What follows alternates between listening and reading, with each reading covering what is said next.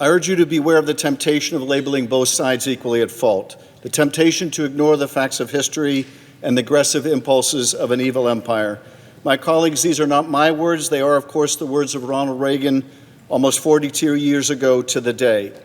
Imagine if he could see his party now, turning its back on our ally and fellow democracy, Ukraine, sponsoring a UN resolution that would whitewash the start of the war, engaging in the most immoral equivalence, and failing to assign responsibility to Russia for its invasion and ruthless aggression, voting with Russia and North Korea against our longtime friends and allies in Europe and around the world, abandoning and insulting our allies as Putin seeks to remake the map of Europe.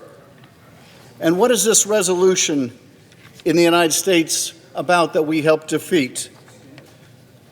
The U.S. has used its influence and its vetoes in the Security Council many times, but this resolution was offered by dozens of our close allies on the third anniversary of Russia's invasion of Ukraine.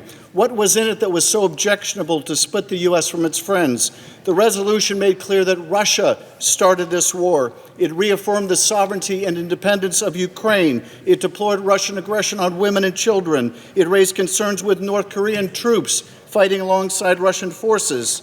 It noted the threat to nuclear safety. It called for an end to the war and a just and lasting peace and the withdrawal of Russian forces from Ukrainian lands. None of this is in dispute, none.